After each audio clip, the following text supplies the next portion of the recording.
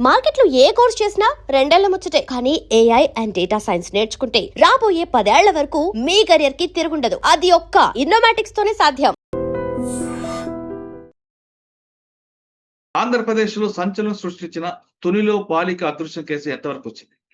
ఆ అమ్మాయి తప్పిపోయి దాదాపు 5 రోజులు అవుతున్నా ఇంతవరకు ఆచూకీ దొరకట్లేదు. అమ్మాయితో పాటు వెళ్ళే కుక్కొచ్చింది. కానీ పోలీస్ డాగ్స్ కూడా వెళ్ళాయి గానీ ఇంతవరకు ఆచూకీ లేదు. దాదాపు 40 ఎకరాలున్న అడవిలో అమ్మాయి ఎక్కడ తప్పిపోయింది?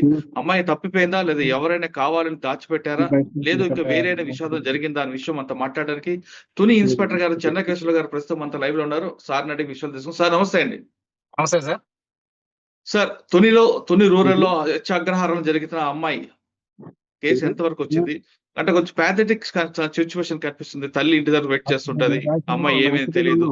అమ్మాయి కోసం వెయిట్ చేస్తుంటది. పాప వస్తది, మంచిగొస్తది, పలకరిస్తది. ఆ అమ్మాయికి పాలు పెట్టాలి, అన్నం పెట్టాలి, తల్లి వెయిట్ చేస్తుంటది. కానీ ఇంతవరకు దాదాపు 5, 6 రోజులయింది ఇంతవరకు కనిపించకపోవడం. మీ టీమ్ ఎలాగ ఎఫర్ట్ పెట్టింది? అసలు సిట్యుయేషన్ ఎలాగుంది సార్?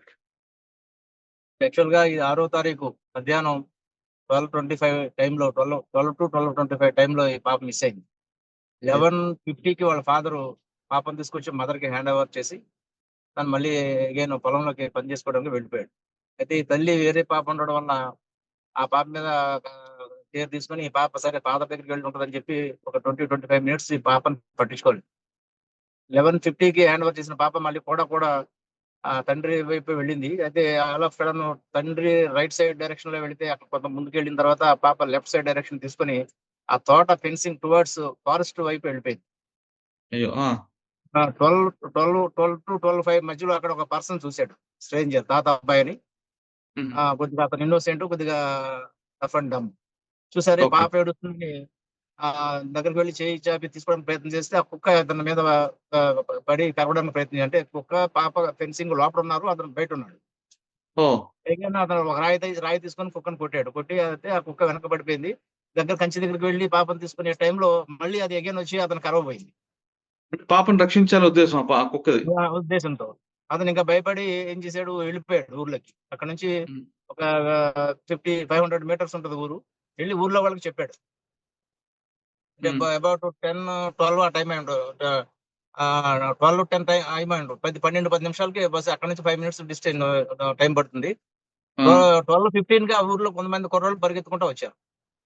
ఓకే. ఈ 12-12:15 ఈ 15 మినిట్స్ గ్యాప్ లోనే పాప మిస్ అయింది. మళ్ళీ వాళ్ళు వచ్చి చూసేటప్పటికి పాప లేదు. పాప లేదు, డాగ్ లేదు. ఆ! అప్పుడు వాళ్ళు నియరెస్ట్ 48 ఏకర్స్ పామాయిల్ తోటలోను నియరెస్ట్ ఫారెస్ట్ ఏరియాలో వెతికారు. అప్పుడు ఇంకా ఊరు వాళ్ళందరూ జాయిన్ అయ్యారు. లేడీస్ అండ్ హ్మ్. జెంట్స్ ఇంచుమించుగా ఒక 50-75 మెంబర్స్ అందరూ వచ్చి జాయిన్ అయ్యి మొత్తం హ్మ్. నియరెస్ట్ ప్లేసెస్ అన్ని కూడా చెక్ చేశారు. హ్మ్. అలా వెతుకుతా ఉన్నారు. అయితే పోలీసులకు ఇంటిమేషన్ వాళ్ళు ఇవ్వలేదు. మనకి 7 ఆ టైంలో ఇంటిమేషన్ మనకి వేరే సోర్సెస్ ద్వారా తెలుసుకొని మేము ఇమ్మీడియట్ గా రష్ అప్ అయ్యాం. అప్పటికే చీకటి పడిపోయింది. అయితే ఈ పాప మిస్ అయిన తర్వాత 3-4:30, 5 వరకు హెవీ రెయిన్ విత్ హ్మ్. విండ్స్, గాలి, రెయిన్ బాగా వచ్చింది. హ్మ్. 7:30కి మేము సీన్ లోకి వెళ్ళాం. అప్పటి నుంచి సెర్చ్ ఆపరేషన్ స్టార్ట్ చేసాం. మా ఎస్పీ గారికి ఇంటిమేషన్ ఇచ్చాము. ఆయన కూడా హ్మ్. ఇమీడియట్ గా మొత్తం సబ్ డివిజన్ ఫోర్స్ ని తీసుకోండి అని చెప్పారు. హ్మ్. నైట్ అంతా కూడా చెక్ చేసాం. హ్మ్. ఆ పాప ఏ వైపు వెళ్ళిందన్నది వాళ్ళు చెప్పిన దాని ప్రకారం అది డీప్ జంగిల్, అది ఇంచుమించుగా 1000 ఏకర్స్ ఉంటుంది సార్. హిలాక్ అది పైకి ఉంటుంది కొండ. ఇది అచ్చా! చివరి నుంచి ఆ చివరికి 1000 ఏకర్స్ పైనే ఉంటుంది. హ్మ్. దానికి ప్యారలల్ గా ఇంకా ఇవన్నీ తోటలు, మామిడి తోటలు, ఇవన్నీ కూడా ఒక 500 ఏకర్స్ ఉంటాయి. హ్మ్. అయినా ఈ 5-6 డేస్ నుంచి కంటిన్యూయస్ గా ఎస్డిఆర్ఎఫ్, మా special parties, sub division force, మా డిఎస్పీ గారి ఆధ్వర్యంలో ఇంచుమించు 6 ఎస్ఐలు, 20 మంది మా స్టాఫ్ అందరం కూడా చర్చ చేసి ఆల్ ప్రాబబిలిటీస్ ఏవైతే ఉన్నాయో అన్ని చేసాం. ఫారెస్ట్ హ్మ్. వాళ్ళ హెల్ప్ తీసుకున్నాం, ఎస్డిఆర్ఎఫ్ హెల్ప్ తీసుకున్నాం.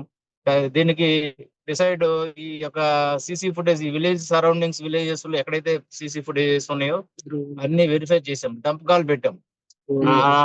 ఆ డంప్ వాళ్ళు ఆ టైంలో ఉన్నటువంటి ఇంచుమించు 45 మెంబర్స్, కామన్ మెంబర్స్ అన్ని కూడా పిన్ టు పిన్ వెరిఫై చేసాం. హ్మ్. మొత్తం ఆ యొక్క ఫారెస్ట్ ని డ్రోన్ కెమెరాతో, నైట్ విజువల్స్ ఉన్నటువంటి డ్రోన్ కెమెరాతో చెక్ చేసాం. కానీ హ్మ్. ఎక్కడ కూడా ఎటువంటి క్లూ ఇంతవరకు మనకు దొరకలేదు. సార్ ఆ పాప ఏమైనా కాపాడడానికి కుక్కొచ్చిందా? అంటే కుక్క మీ పాపతోని ఆడుకుంటుంటదా? ఎప్పుడు పెంపుడు కుక్క వీళ్ళకి? ఆ కుక్క బాగా క్లోజ్, అసలు ఆ పాపను టచ్ చేయనివ్వదు. ఓహ్! ఫాదర్, మదర్ తప్ప. ఆ! చిన్నప్పటి నుంచి అంటే ఆ కుక్క వయసు అబౌట్ 5 1/2 మంత్స్. ఆ, పాప పక్కనే పడుకుంటది, పాపతోనే ఉంటది. మ్మ్. అంటే ఇప్పుడు ఆ ఈయన తాత వీళ్ళ- అబ్బాయి సార్, చెప్పండి. ఆ తాత అబ్బాయి పట్టుకోవడానికి పిల్ల ఒంటరిగా ఉందని పట్టుకోవడానికి ప్రయత్నం చేసినప్పుడు కూడా అతను టచ్ అయింది లేదు. అంటే అక్కడ ఏమైనా నేల బావులు కానీ అటువంటివి ఉన్నాయండి చుట్టుపక్కల? బహుశా లేవు పడిపోయి సార్, ఆ ఉండొచ్చు. ఏరియాలో నేలబావులు ఎక్కడ లేవు. మ్మ్. నేలబావులు కానీ చిన్న చిన్న గుంతలు కానీ ఎక్కడ కూడా లేవు.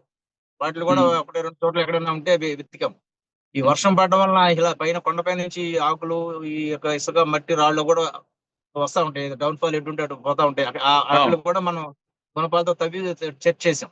ఒకవేళ మ్మ్. పాప ఎక్కడైనా ఈ డిహైడ్రేట్ అయి పడిపోయి ఉంటే ఆ మట్టి వచ్చి కప్పబడి కప్పేసే అవకాశం ఉంటుంది. మ్మ్. ఆ యాంగిల్ లో కూడా చెక్ చేసాం.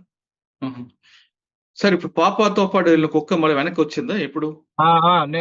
మొన్న 3 రోజుల తర్వాత ఆ, పాపతో వెళ్ళిన కుక్క 3 రోజుల తర్వాత వెనక్కి వచ్చింది.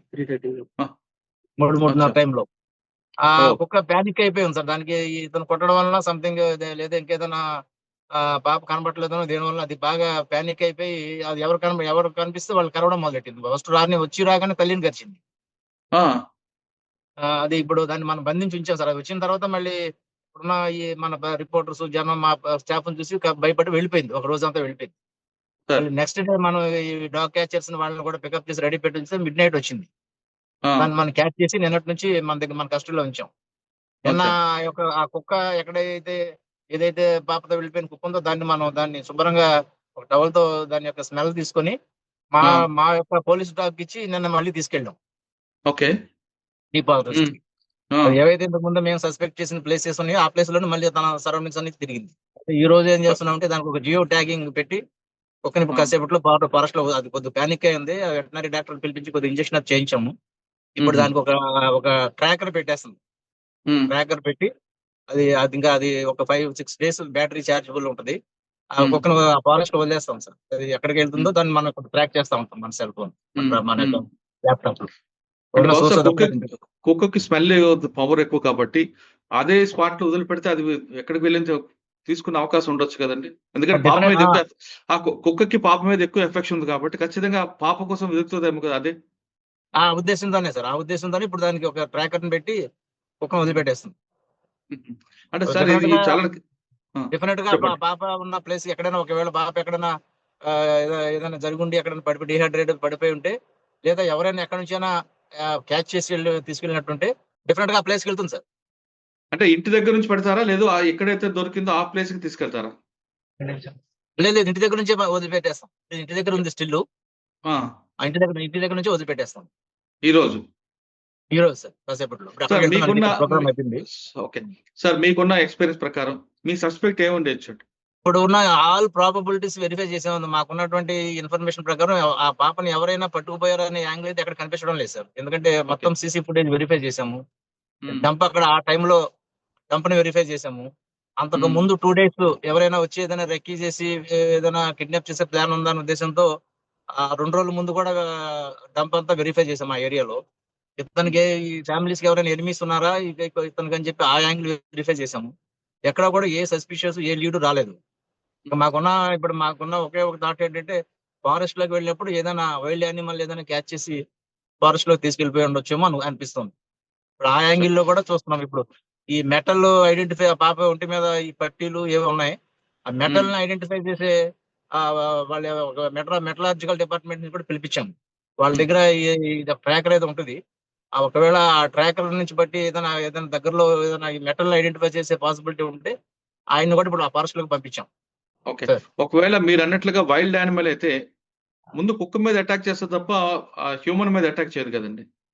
అది కూడా ఉంది పాసిబిలిటీస్. కుక్క కూడా ఇంజరీ ఉంది హెడ్ మీద. అంటే స్టోన్ కొట్టాడా లేదంటే అది కొడితే డైరెక్ట్ స్టోన్ గా వల్ల ఉండొచ్చు. వైల్డ్ యానిమల్ ఇంకా ఎప్పుడు కూడా ఇక్కడే పట్టుకుంటది కదా.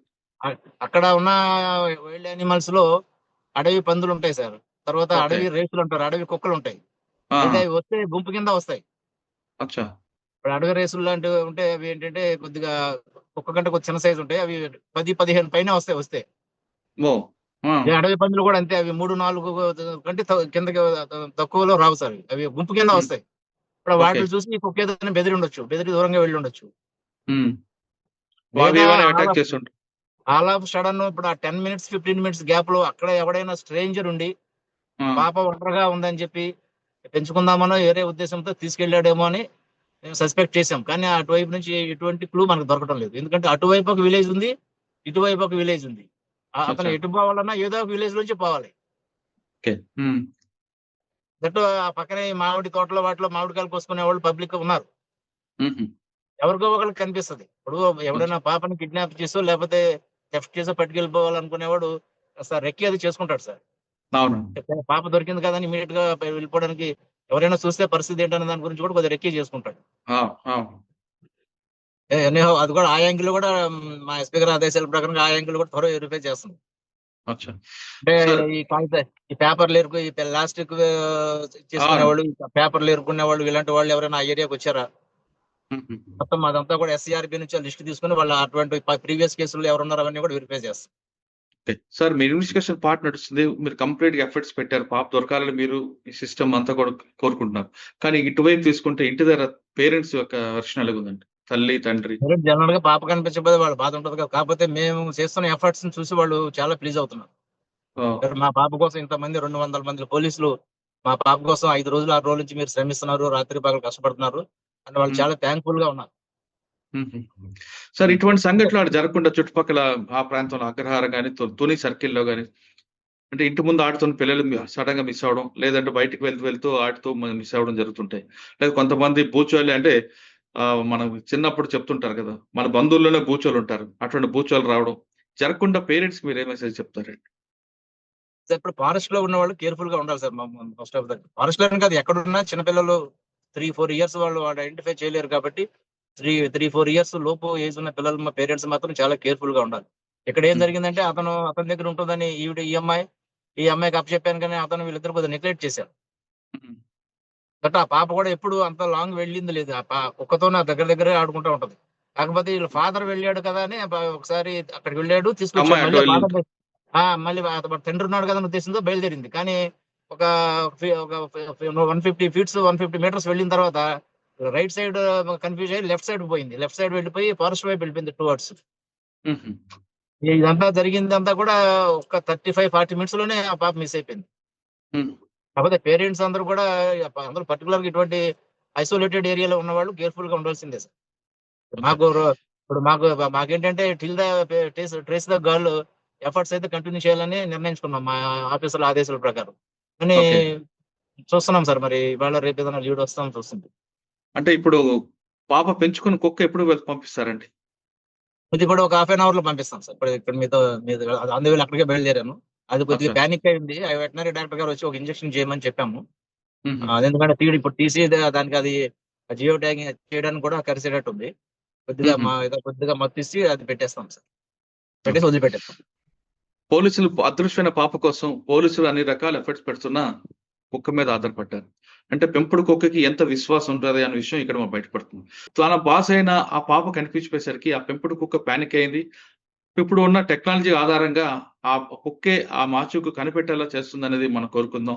ఖచ్చితంగా పాప బతికుండాలి. తిరిగి అమ్మ నాన్న దగ్గర రావాలి. ఆ కుక్కతో ఆడుకోవాలని మనందరం కోరుకుందాం. ఇది తునిలో అదృశ్యమైన పాప మీద కాకినాడ తుని సర్కిల్ ఇన్స్‌పెక్టర్ గారు చాలా ఇన్వెస్టిగేషన్ చేస్తున్నారు. వాళ్ళతో పాటు ఆయన యూనిట్ ఆఫీసర్ అందరూ కూడా టీమ్ వర్క్ దాదాపు 200 మంది ఒక పాప కోసం గాలిస్తున్నారంటే ఆ యూనిట్ ఆఫీసర్ యొక్క ఆయన ప్యాషన్ ఏంటి? ఆయనకు ఒక కర్తవ్యం ఏంటనేది చాలా స్పష్టంగా తెలుస్తుంది. మొత్తం మీద పాప బయటికి రావాలి. ఖచ్చితంగా అమ్మా నాన్నతో ఆడుకోవాలి. కుక్కతోని ఆడుకోవాలని కోరుకుందాం. అంతేకాకుండా పిల్లలు ఉన్నప్పుడు తల్లిదండ్రులు కూడా చాలా జాగ్రత్తగా ఉండాలి. మనం వాళ్ళు చూస్తారు గదా! అమ్మ చూస్తది గదా! నాన్న చూస్తాడు, అమ్మ చూసుకుంటే పిల్లలకి దారి తప్పుతారు. అటువంటి విషయాల్లో మనం కేర్‌ఫుల్‌గా ఉండాలి తప్ప ఇతరుల మీద నిందేయకూడదు. ఖచ్చితంగా ఐసోలేటెడ్ ప్రాంతాల్లో గాదు, చుట్టుపక్కల ఇంట్లో ఉన్నవాళ్ళు కూడా అపార్ట్‌మెంట్ ఉన్నవాళ్ళు కూడా పిల్లల పట్ల జాగ్రత్తగా ఉండండి. ఇది తుని విషయంపై చెంచలయ్య గారితో ఎక్స్‌క్లూజివ్ ఇంటర్వ్యూ చెన్నకేశ్వరరావు గారితో మరో విషయంలో మళ్ళీ కలుద్దాం. అంతవరకు నమస్తే. Thank you sir. Thank you very much. పాప దొరకాలని కోరుకుందాం సార్. Thank you. సార్ పాప దొరకాలని కోరుకుందాం. పాప దొరకగానే మాకు ముందు చెప్పండి. తప్పకుండా సార్. మళ్ళీ రైట్. Thank thank you.